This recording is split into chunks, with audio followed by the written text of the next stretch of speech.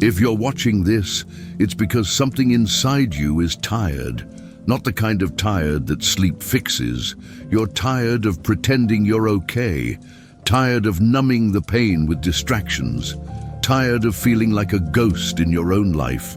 And deep down, you know you're meant for more, but no one ever handed you a map. That's why this video exists. These 7 brutal truths won't comfort you, but they'll wake you up and make you grow up faster than you ever imagined. They'll give you what school, society, and even your own father never gave you. A code, a path, a reason to rise.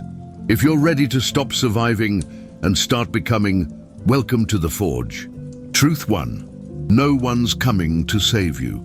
If you're still waiting for someone to come save you, it means you're still trapped in the most seductive lie you were ever told. Be good, and someone will come.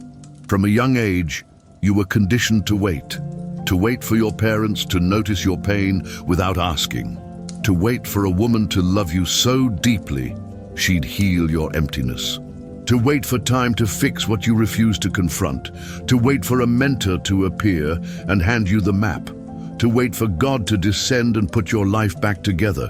But waiting is a drug, and the longer you wait, the weaker you become. The root of it all? Emotional abandonment. You weren't taught how to carry pain. You were taught how to bury it. So you survived by dreaming of rescue. If I'm nice enough, if I work hard enough, if I just keep going, someone will eventually see me, save me. That boy grew into a man with a beard and a broken soul, still waiting. But here's the truth no one told you. No one is coming. Not your parents, not your ex, not your future wife, not some perfect role model, not even God, if you keep ignoring the fire He placed inside you. You want peace, but you run from conflict. You want strength, but avoid pain. You want freedom, but still seek permission. You don't need comfort right now. You need a reckoning. The world won't pause for your healing. Life won't adjust to your feelings. And the people you expect to save you are too busy trying to save themselves. And that's okay. Because once this illusion dies, a real man begins to live.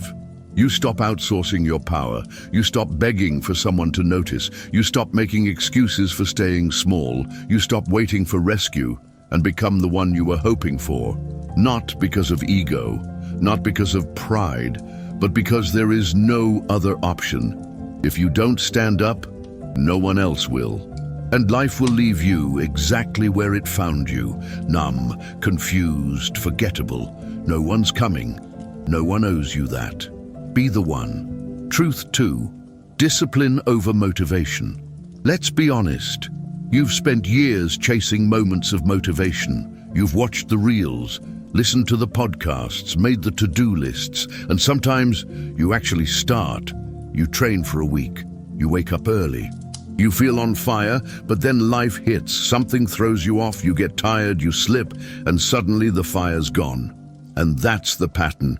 Over and over. Start, stop, guilt, repeat. And you keep telling yourself, I just need to get motivated again. But the truth is brutal. You're not undisciplined because you lack motivation. You're undisciplined because you still think your emotions should lead your actions. Let that sink in. You're still operating from the mindset of a child who only moves when it feels good, when it's easy, when it's fun. But masculine maturity begins the day you realize discipline is doing what must be done, especially when you don't feel like it. You want to know why your life hasn't changed?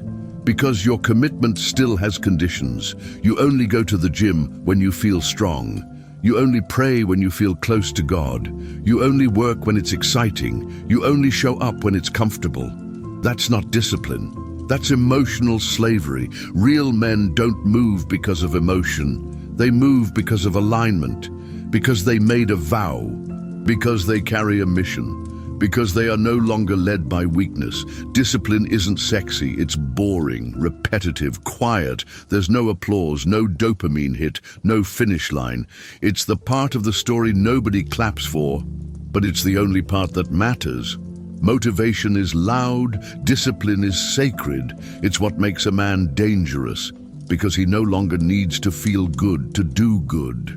When you master discipline, you become unstoppable because nothing external controls your internal, and that is the foundation of power. Truth 3. Your emotions are not an excuse. You feel angry, you feel sad, you feel tired, empty, lonely. That's human. But here's the truth, just because you feel something doesn't mean you get to act on it. Men today are addicted to emotional validation. They want their pain to justify their behavior. They want someone to say, "It's okay, you're going through a lot. It's okay, you're under pressure. It's okay, you're just not in a good place." And while there's nothing wrong with compassion, most men use it as a crutch. They use their sadness to justify laziness. They use their anger to justify disrespect. They use their trauma to avoid responsibility. But here's the raw truth. Maturity begins when your emotions stop leading your actions. Let me say that again. A man leads himself, even when he feels like breaking, because life won't wait until you're emotionally ready. The world won't pause for your inner child to heal. God has a mission for you, and you don't get to postpone it because you're not in the mood. Emotional discipline is the rarest masculine skill, not suppression, not pretending everything's fine, but feeling the storm and still choosing your response. You want to be respected? Then start by respecting your own state. Sit with your anger, grieve what hurt you. But don't let those emotions dictate your words, your habits, or your identity.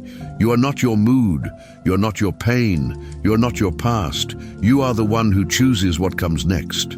The boy reacts. The man responds. The king governs. Who do you want to be? Truth 4. Porn is killing your ambition. If you're still watching porn and telling yourself it's not that big of a deal, you're lying to yourself. And deep down, you know it. You think it's harmless, just a way to relax, something private, something every guy does. But porn isn't just entertainment. It's a weapon aimed at your brain, your body, your soul. Let's talk about what's really happening. Every time you open that screen, you get a hit of dopamine, that feel-good chemical. Your brain lights up, your system floods, and for a moment, you feel alive. But the more you do it, the more numb you become. Your brain adapts. You need more novelty, more extremes, just to feel something. And meanwhile, real life becomes dull. Real women feel boring. Real effort feels heavy. Real love feels uncomfortable. You're not just watching porn. You're training yourself to be passive, to take without giving, to feel without earning, to escape instead of rise. And worst of all, you start to believe this is normal. But here's the truth. Porn is not just stealing your time. It's stealing your masculine fire, your confidence, your clarity, your aggression, your ambition. Piece by piece, it's taking your crown. And I know what you're thinking. I've tried to quit. I'll stop after this time. I'm under a lot of pressure. I get it. But let me ask you something. How many times have you said never again, only to return when no one's watching? This isn't about morality. It's about dominion.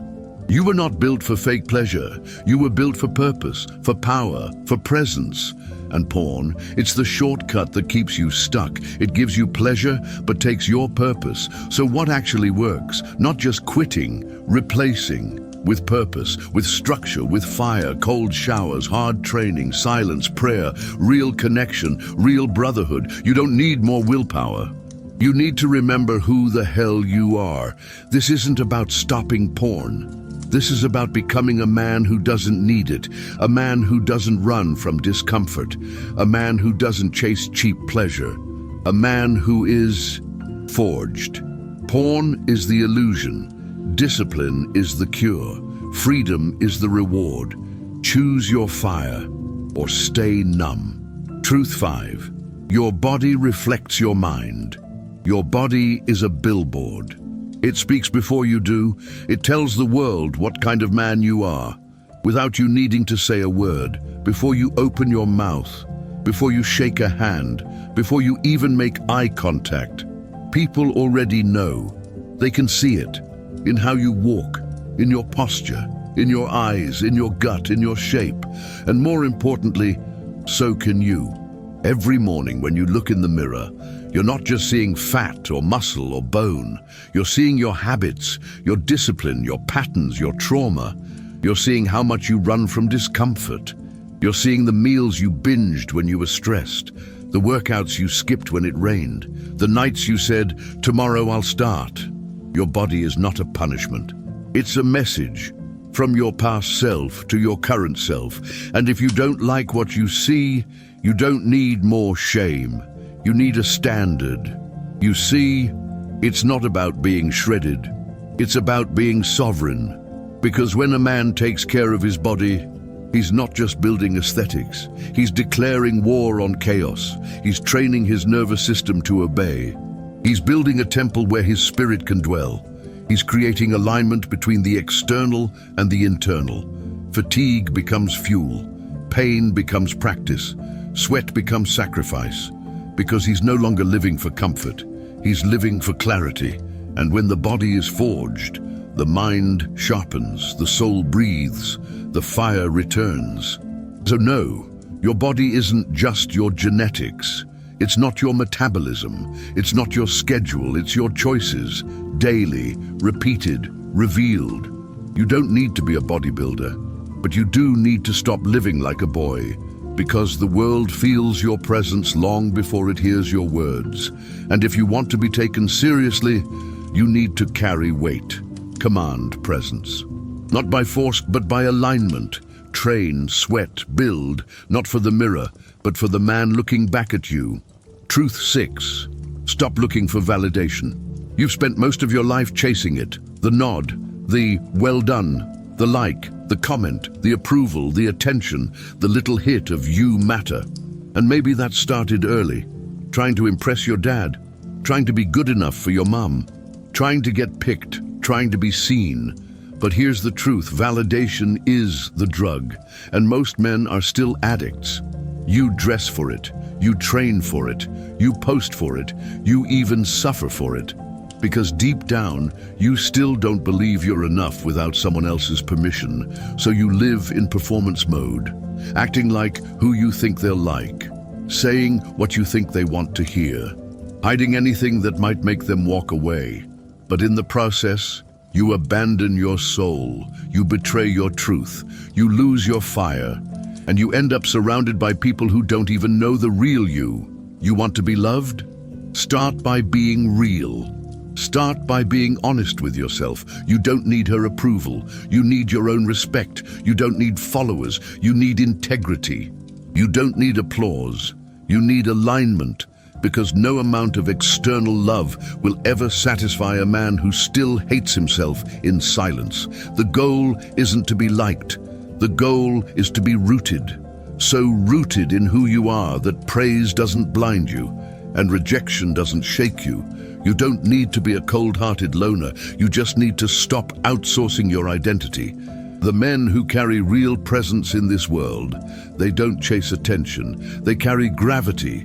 And gravity comes from within. So stop begging for recognition. Start becoming undeniable. Validate yourself through action, through silence, through presence. And when you finally become the man who no longer needs to be seen, that's when the world starts to notice. Truth 7. Pain is the forge. You've been taught to fear pain, to numb it, to avoid it, to fix it as fast as possible. But here's what no one told you. Pain isn't the enemy, it's the invitation. An invitation to wake up, to return to your body, to come face to face with everything you've been running from. Because beneath the surface, your pain is trying to shape you, refine you, forge you. But only if you stop resisting it. You ask, why do I feel like this? Why does life keep breaking me? Why am I always under pressure? Because pressure is how men are built, not in peace, not in applause, in fire. So what happens when you face it? When you consciously walk into discomfort, your brain begins to change, literally. You activate the prefrontal cortex, the part of you that plans, leads, chooses. You build dopamine regulation, delaying cheap pleasure in exchange for meaningful reward. You retrain your nervous system to endure stress without collapsing, to hold weight without fleeing, to remain still while the storm rages. This is more than willpower. It's neuroplasticity. It's your brain forging a new man. And it only happens through pressure, through cold, through chaos, through voluntary hardship. Every time you do something difficult, and do it anyway, you wire yourself for strength. You don't just build muscle, you build mental sovereignty. The world tells you to chase comfort, but comfort is what made you soft, what made you anxious, what kept you weak. Because without pain, you never had to dig deeper, you never had to meet yourself in the fire, and so you never knew what you were made of. God doesn't waste pain. Every time you bleed, break, or bend, He's shaping your soul, not to destroy you, but to wake you. You prayed for strength, so life gave you resistance. You asked for purpose, so life took away your distractions. You begged to evolve, so life sent chaos, and you thought it was punishment, but it was the process. Pain isn't just pain, it's the language of the forge, and the forge isn't for everyone. It's for the few who stop asking to be rescued and start choosing to be reborn. So now here you are, bruised, exhausted, exposed, but for the first time, awake. What will you do with it? Will you numb it again? Will you run? Or will you enter it fully and let it burn off everything that's false? The fear, the weakness, the addiction, the old story. Because when you walk through the fire, something sacred happens. You come out forged. Not perfect, not painless, but pure, focused, grounded, unshakable. Pain is the forge, and the forge is where the boy dies and the man is born. You've just heard 7 truths most men spend a lifetime avoiding. But now, you don't get to pretend you don't know, because truth demands response, not applause. You can close this video and go back to the numbness, the distractions, the comfort that's quietly killing you. Or you can decide right now to step into the fire, not perfectly, not loudly, but daily, brick by brick, rep by rep. Decision by decision, because this world doesn't need more noise. It needs men who are forged in silence. If this message struck something in you, if something inside you woke up, leave a comment below. I'm in the forge. That's it. No emoji, no extra words, just a vow. And if you really mean it, share this video with a man who needs to remember who he is. We rise together, not for likes, not for status, but because the next generation needs to feel our fire. This is not a movement. This is not motivation. This is the forge, and you are not alone.